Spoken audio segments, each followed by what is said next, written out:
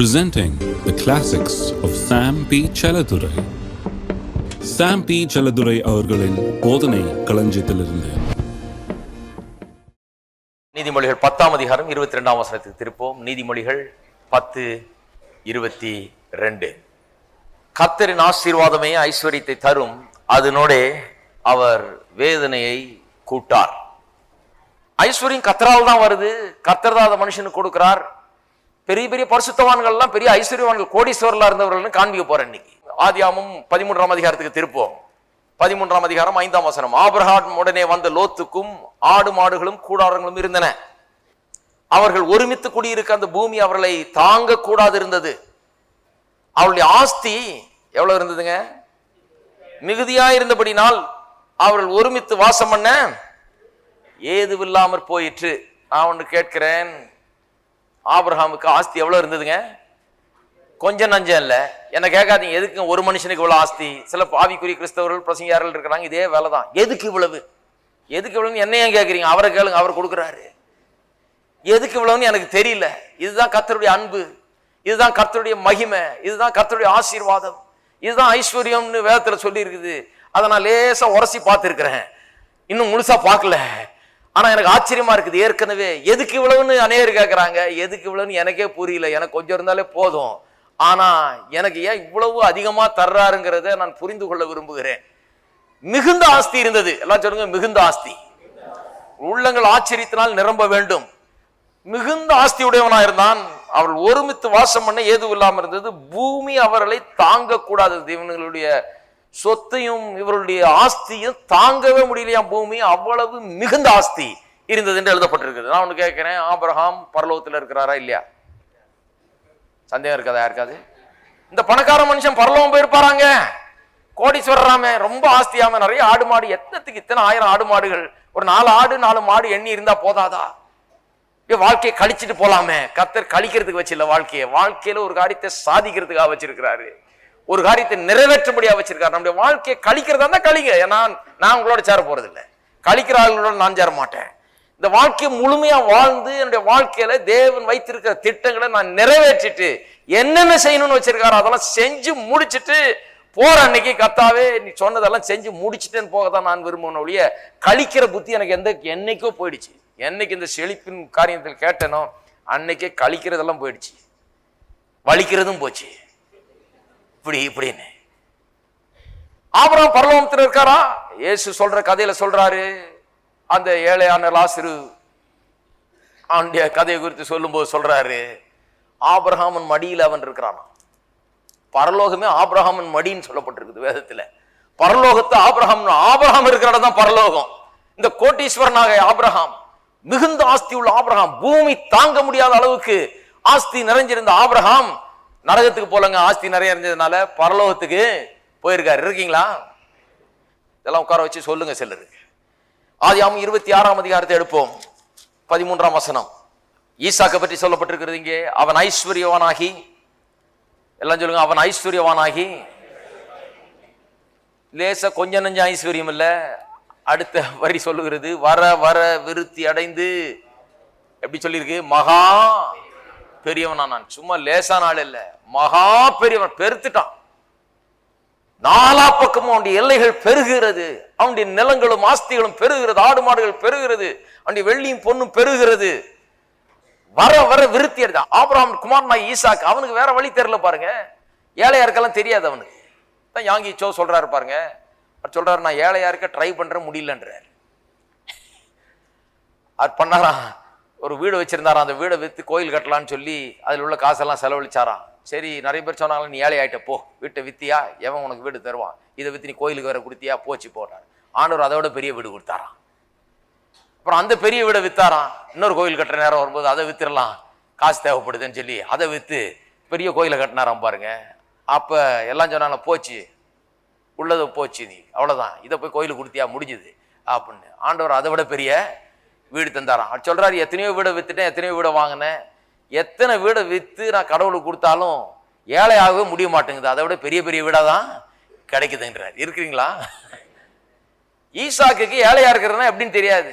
அப்படிதான் வளர்க்கப்பட்டிருக்கிறான். உடன்படிக்கையின் பிள்ளை ஆபிரகாமின் உடன்படிக்கை பற்றி கேள்விப்பட்டிருக்கான். கர்த்தர் அவனை ஆசீர்வதிப்பார்னு கேள்விப்பட்டிருக்கிறான்.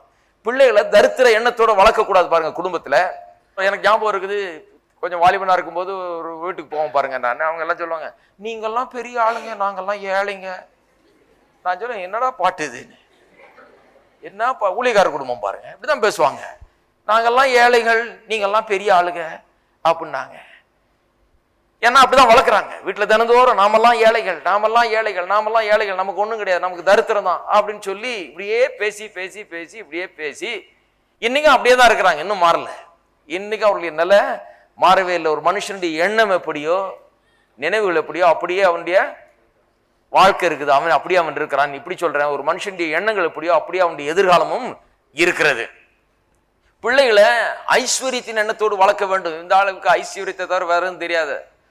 ஆடு மாடுகளும் நிலங்களும் வெள்ளியும் பொண்ணும் நிறைஞ்ச தகப்பனுடைய வீட்டுல வளர்ந்தவன், ஐஸ்வர்யமா தான் இருக்கு தெரியும். கர்த்தருடைய ஆசீர்வாதத்தை தினந்தோறும் பார்த்தவன், அதிசயங்களை அற்புதங்களை கண்டவன். அவன் பெருசாகும் போது கர்த்தரை விசுவாசிக்கிறான். வர வர விருத்தி அடைந்து மகா பெரியவன் ஆகிறான். இந்த ஐஸ்வர்யத்துக்கு அஸ்திவாரம் எங்க போடப்பட்டது? குடும்பத்துல பிள்ளைய வளர்க்கும் போது போடப்பட்டது. இப்படிதான் இருக்கணும், நன்றாதான் இருக்கணும், தரித்திரமா போகக்கூடாது, நல்லாதான் இருக்கணும், கையிட்டு செய்கிற காரியங்கள் ஆசீர்வதிக்கப்பட வேண்டும், வர வர முன்னேறி கொண்டே போக வேண்டும். கர்த்தர் உனக்கு அதிசயங்களை செய்வார், அற்புதங்களை செய்வார், உன்னை நடத்துவார் என்று சொல்லி அப்படி நாம் பிள்ளைகளை வளர்க்கணுமே ஒழிய வேற விதமா கிடையாது. பாருங்க, ஈசாக்கு மகா பெரியவனானான். நான் கேட்கிறேன், ஈசாக்கு மோட்சத்தில் இருக்கானா? நான் சொல்றேன், ஈசாக்கும் மோட்சம் தான் போயிருக்கிறாரு. பரலோகம் அநேகருக்கு ஆச்சரியத்தை கொடுக்கக்கூடிய இடமா இருக்கும், அதிர்ச்சியை கொடுக்க வேண்டிய இடமா இருக்கும். பாருங்க, அடுத்தது பார்ப்போம். ஆதியாகமம் 30ஆம் அதிகாரம் 43வது வசனம். விதமாய் அந்த புருஷன் மிகவும் விருத்தி அடைந்து, இந்த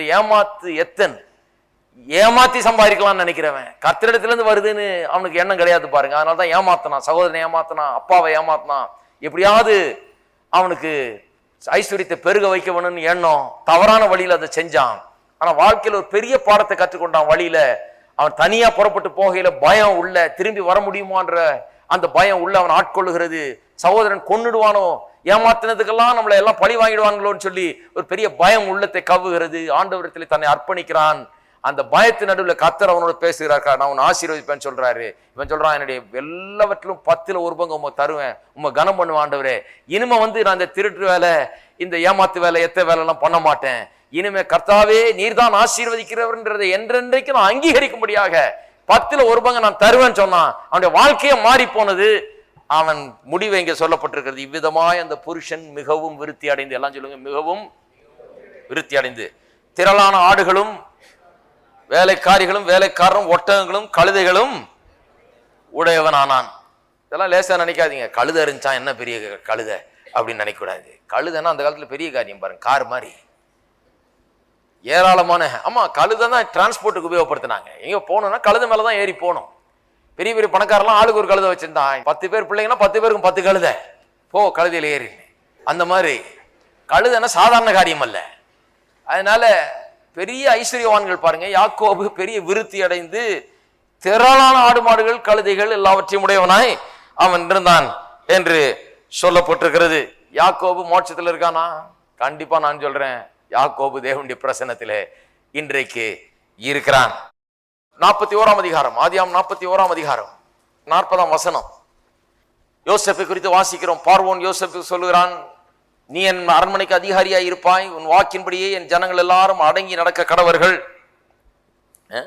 சிங்காசனத்தில் மாத்திரம் உன்னிலும் நான் பெரியவனாயிருப்பேன் என்றான். வெறும் டோக்கன் தான் நான் பெரியவன், வெறும் சேர் தான் பெருசு, நான் இருக்கிறது, நீ தான் எல்லாத்திலையும் பெருசு. ராஜாவே இவனாலதான் சாப்பிட்டுட்டு இருக்கிறான், இல்லைன்னா பஞ்சத்துல ராஜாவே அடிபட்டு போயிருப்பான். இன்றைக்கு இவன் சொன்ன வியாக்கியானத்தினாலதான் தேசமே பிழைக்குது. அந்த ராஜா அதை அங்கீகரிக்கிறான்னு சொல்றான், நீ என்னை விட பெரியவன், ஆக்சுவலா நான் தான் கொஞ்சம் பெரிய சேர்ல உன்னை 2வது ஆளா நான் இங்க வச்சிருக்கேன், ஆனா நீ தான் பெரியவன்றான். பின்னும் பார்வோன் யோசேப்பை நோக்கி 41, பார், எகிப்து தேசம் முழுமைக்கும் உன்னை அதிகாரியாக்கினேன் என்று சொல்லி பார்வோன் தன் கையிலே போட்டிருந்த தன் முத்திரை மோகத்திலே கழற்றி அதை யோசேப்பின் கையிலே போட்டு மெல்லிய வஸ்திரங்களை அவனுக்கு உடுத்தி பொன் சரப்பணியை அவன் கழுத்திலே தரித்து தன்னுடைய 2ஆம் ரதத்தின் மேல் அவனை ஏற்றி தெண்டனிட்டு பணியுங்கள் என்று அவனுக்கு முன்பாக கூறுவித்து எகிப்து தேசம் முழுமைக்கும் அவனை அதிகாரியாக்கினான். இப்போ 54ஆம் வசனம். யோசேப்பு சொல்லியபடி 7 வருஷ பஞ்சம் தொடங்கினது. சகல தேசங்களிலும் பஞ்சம் உண்டாயிற்று. ஆனாலும் எகிப்து தேசம் எங்கும் ஆகாரம் இருந்தது. எகிப்து தேசம் எங்கும் பஞ்சம் உண்டான போது ஜனங்கள் உணவுக்காக பார்வோனை நோக்கி ஓலமிட்டார்கள். அதற்கு பார்வோன், நீங்கள் யோசேப்பினிடத்திற்கு போய் அவன் உங்களுக்கு சொல்லுகிறபடி செய்யுங்கள் என்று எகிப்தியர் எல்லாருக்கும் சொன்னான். தேசம் எங்கும் பஞ்சம் உண்டானபடினால் யோசேப்பு களஞ்சியங்களை எல்லாம் திறந்து எகிப்தியருக்கு விற்றான். பஞ்சம் எகிப்து தேசத்தில் வர வர கொடிதாயிற்று. சகல தேசங்களிலும் பஞ்சம் கொடிதாயிருந்தபடினால் சகல தேசத்தாரும் யோசேப்பினிடத்தில் தானியம் கொள்ளும்படி எகிப்துக்கு வந்தார்கள். இவனை ஏழன்னு சொல்றீங்களா? களஞ்சியங்களா கட்டி தேசம் முழுக்க.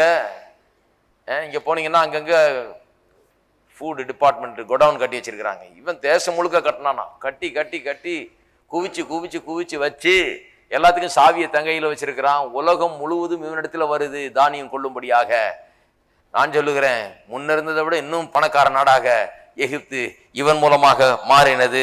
இவன் மோட்சத்தில் இருக்கானா? இவன் தேவனுடைய பிள்ளையா? இவன் பரிசுத்தவானா?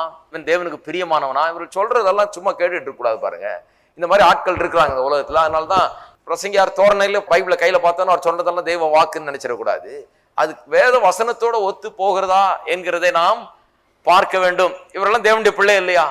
ஐஸ்வர்யத்தை பற்றி இவ்வளவு கேவலமா சொல்றாங்க சிலர், அவ்வளவு எதிர்ப்பா பேசுகிறார்கள். நான் கேட்கிறேன், ஆபிரகாம் தேவனுடைய பிள்ளை இல்லையா? பரிசுத்தவான் இல்லையா? ஈசாக்கு பரிசுத்தவான் இல்லையா? யாக்கோபும் யோசேப்பும் தேவனுக்கு பிரியமானவர்களா இல்லையா? தேவனுடைய உள்ளத்தை அவர்கள் பிரியப்படுத்தவில்லையா? தேவனுடைய பிள்ளைகளை அவர்கள் வாழவில்லையா? வெற்றிகரமா வாழவில்லையா? ஏன் இப்படி தரித்திரம் தான் பெரிய ஆசீர்வாதமாக்கும், தரித்திரம் தான் நம்முடைய ஆவிக்குரிய ஜீவித்துல நமக்கு உதவுமாக்கும், ஐஸ்வர்யம் நம்ம அழித்து விடுமாக்கும், ஏன் இப்படி சொல்லுகிறார்கள் என்று எனக்கு தெரியல. வேதம் முழுக்க பார்த்தீர்கள் என்றால் இதுதான் கதை. பாருங்க, பெரிய பெரிய பரிசுத்தவான்கள் கோட்டீஸ்வரர்களா இருந்து உலகத்தையும் ஆளுகிற அளவுக்கெல்லாம் இருந்து தேவனுடைய உள்ளத்தை பிரியப்படுத்தி அநேகருக்கு உதவி செய்கிறவர்களாக தேசத்தையே காப்பாற்றுகிறவர்களா இருந்தா அப்படிதான் இருக்க வேண்டும் என்று தேவன் நம்ம ஒவ்வொருவரை குறித்தும் விரும்புகிறார். இருக்கீங்களா?